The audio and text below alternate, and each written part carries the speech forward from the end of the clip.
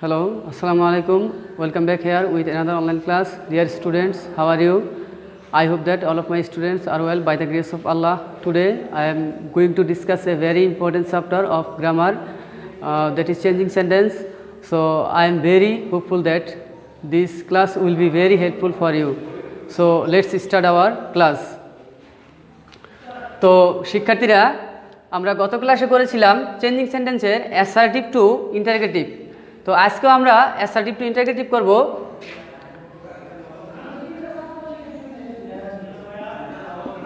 Assertive two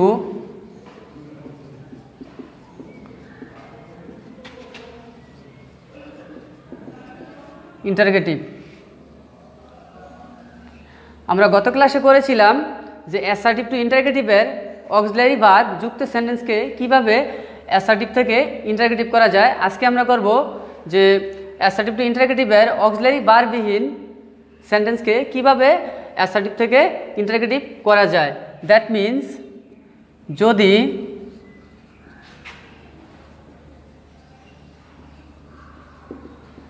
assertive সেন্টেন্সে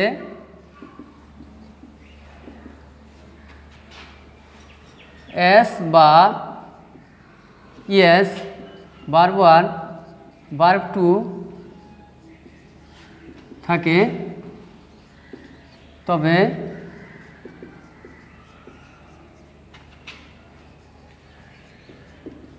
interrogative করার নিয়ম। যদি অ্যাসার্টিভ সেন্টেন্সে এস বা es verb one verb two থাকে, তবে ইন্টারগেটিভ করার নিয়ম স্ট্রাকচার। প্রথমে লিখতে হবে doesn't, don't, didn't plus subject, বাকি অংশ প্লাস প্রশ্নবোধক চিহ্ন।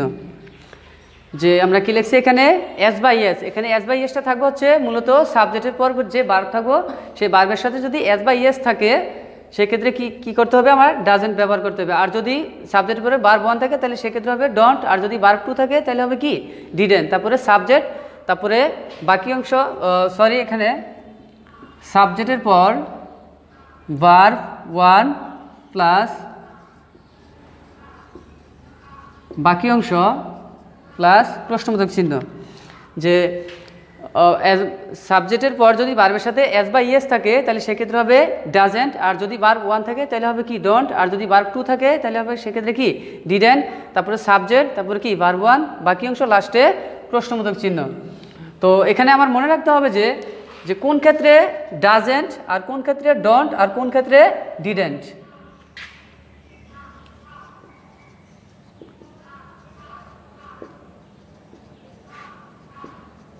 মনে রাখতে হবে যে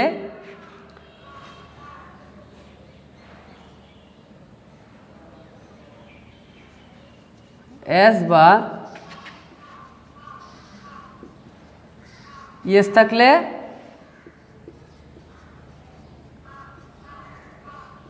ডাজেন্ট হবে, ভার্ব ওয়ান থাকলে ডোন্ট হবে, এবং ভার্ব টু থাকলে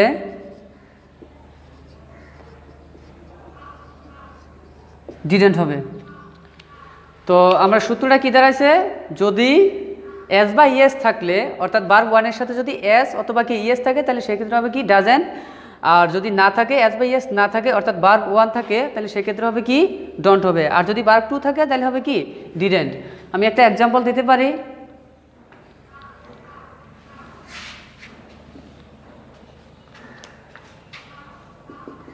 যদি লিখি যে he reads a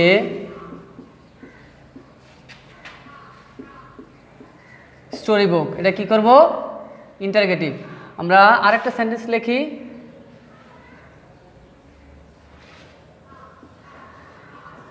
they play football. এটা কি করব? ইন্টারগেটিভ।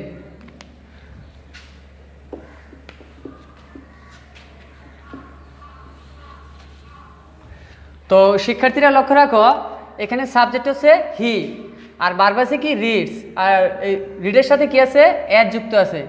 এখানে লক্ষ্য রাখবা যে সাবজেক্ট যদি থার্ড পারসন সিঙ্গুলার নাম্বার হয়, সাবজেক্ট যদি থার্ড পারসন সিঙ্গুলার নাম্বার হয় তাহলে ভার্বের সাথে এস অথবা ইএস যোগ হবে।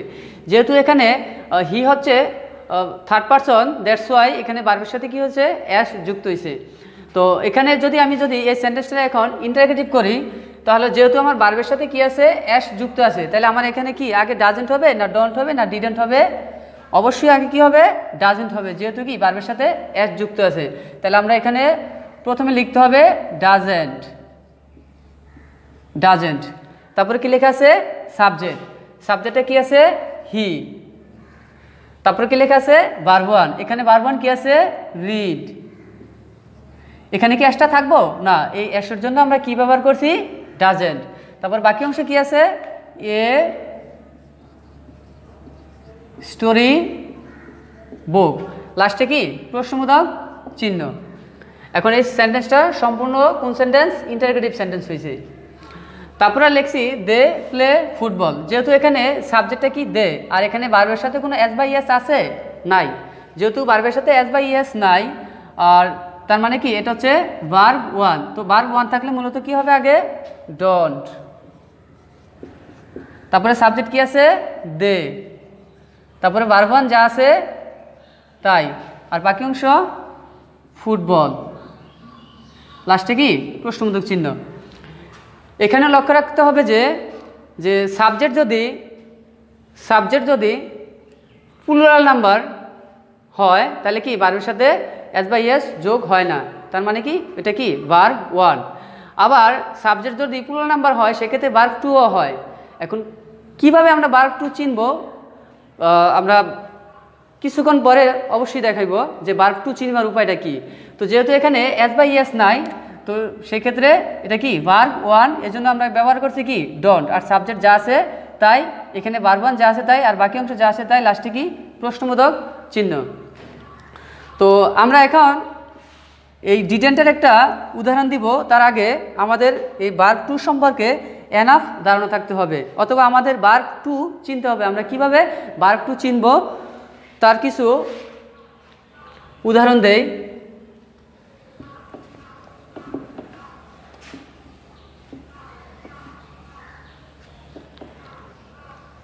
ভার্ব টু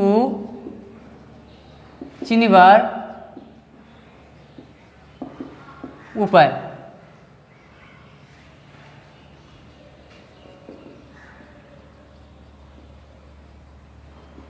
যে সমস্ত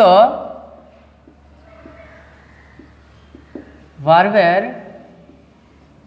শেষে N T, ED, ID, ST, DE, কেই, যে সমস্ত ভার্বের শেষে N T, ED, ID, ST, DE, কেই থাকে সাধারণত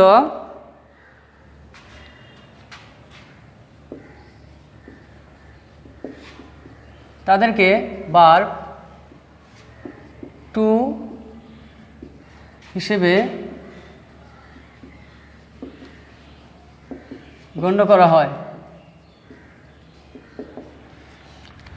যে ভার্ব টু চিনবার কিভাবে চিনবো আমরা? যে সমস্ত ভার্বের শেষে কি থাকবো? N T, ED, ID, ST, DE, কেই থাকে, সাধারণত তাদের কি ভার্ব টু হিসেবে গণ্য করা হয় সেন্টেন্সের মধ্যে। তো আমরা এখন একটা এক্সাম্পল লিখি। যদি লিখি যে হি went to school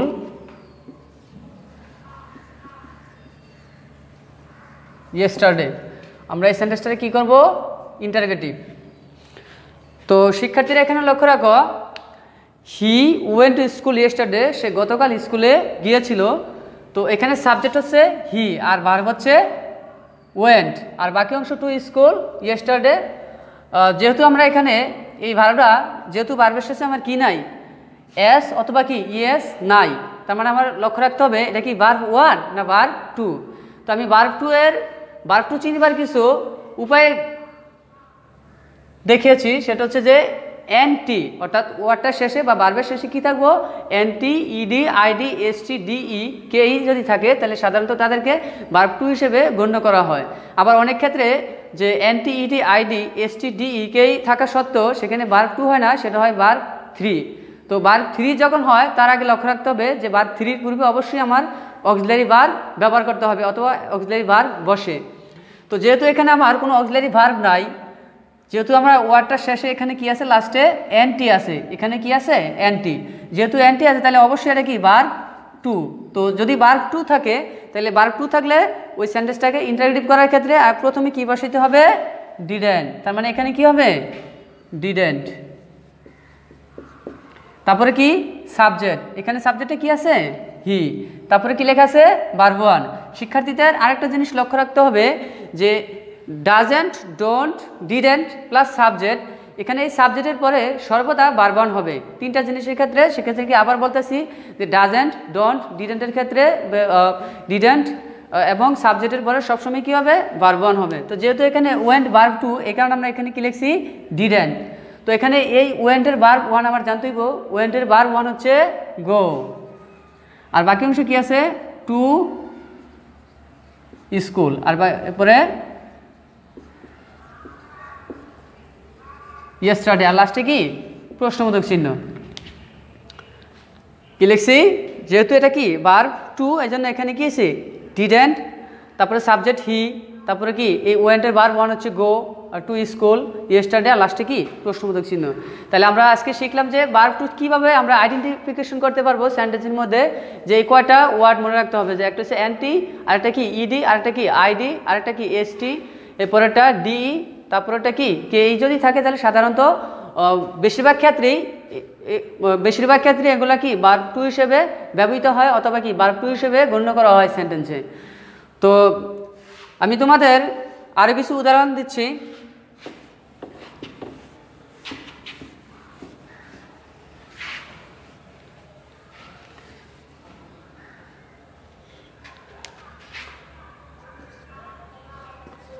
যদি লিখি যে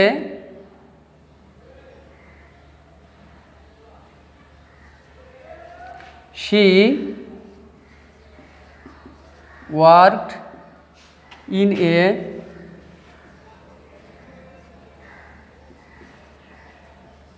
factory, এখানে এটাও কি করতে হবে, ইন্টারোগেটিভ। তাহলে শিক্ষার্থীরা এখন লক্ষ্য রাখো, এই সেন্টেন্সটা কি ভার্ব, এই সেন্টেন্সে ভার্বটা কি ওয়ান আছে না ভার্ব টু আছে না এস বা ইয়েস যুক্ত আছে। এখানে সাবজেক্ট সি, আর এখানে আমার ভার্বটা বের করতে হবে এটা কি আসলে ভার্ব ওয়ান না ভার্ব টু। তো এটা কি আসলে ভার্ব ওয়ান না টু, এটা অবশ্যই কি ভার্ব টু, যেহেতু আমরা কি এই ওয়ার্ডের শেষে অথবা কি ভার্বের শেষে কি আছে, ইডি, আর এখানে কি আমার ইডি আছে, অবশ্যই ইডি আছে।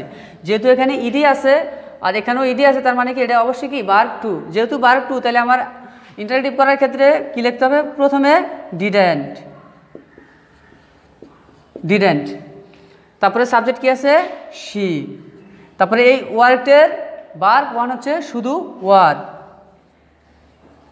অর্থাৎ ইডি বাদ যাবে। তারপরে বাকি অংশে কি আছে, ইন এ ফ্যাক্টরি, লাস্টে কি প্রশ্নবোধক চিহ্ন। তো আজকের এই সূত্রটা তোমাদের জন্য অবশ্যই গুরুত্বপূর্ণ। আমি কিছু তোমাদের বাড়ির কাজ দিয়ে দিচ্ছি, তোমরা অবশ্যই এই সূত্র অনুসারে বাড়ির কাজগুলো করবে।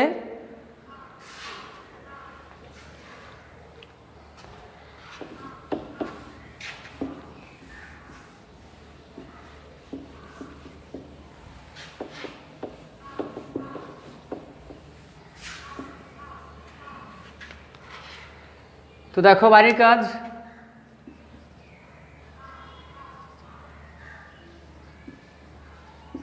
Homework,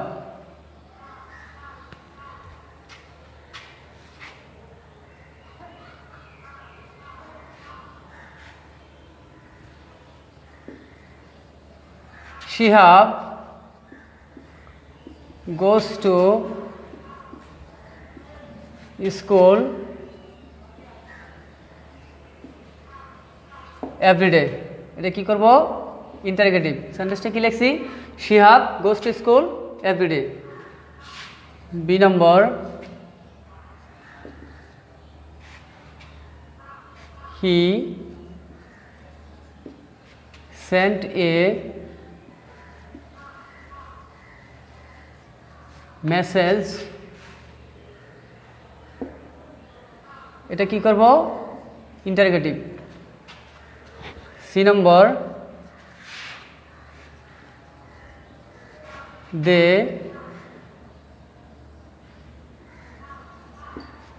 it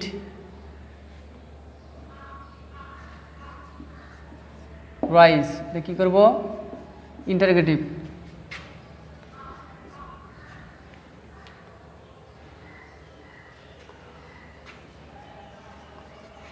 we played cricket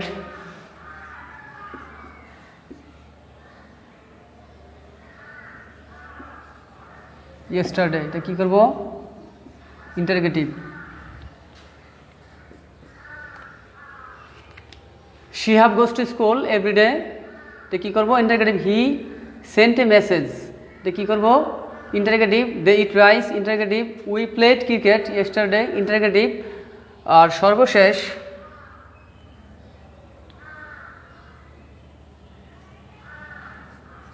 I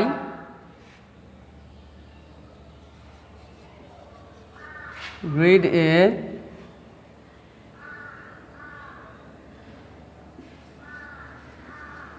novel interrogative. এই 5টা সেন্টেন্স তোমরা বাড়ির কাজ করবে অবশ্যই। ক্লাসটি মনোযোগ সহকারে দেখার জন্য অবশ্যই সবাইকে অনুরোধ করা হলো। অবশ্যই ক্লাসটি তোমাদের জন্য খুব গুরুত্বপূর্ণ একটি ক্লাস। তো এখান থেকে তোমরা অ্যাসার্টিভ টু ইন্টারোগেটিভ কীভাবে করাইলাম অবশ্যই তোমরা সূত্রটা ফলো করবে এবং বোর্ড প্রশ্নগুলো ফলো করবে এইভাবে, যে কি বোর্ডের প্রশ্নগুলো তোমরা অবশ্যই ফলো করবে এই সূত্র অনুসারে এবং বাড়িতে করার চেষ্টা করবে। এই নিয়ে আমার ক্লাস শেষ করতে যাচ্ছি। I had finished my online class. So thank you all. Allah Hafiz.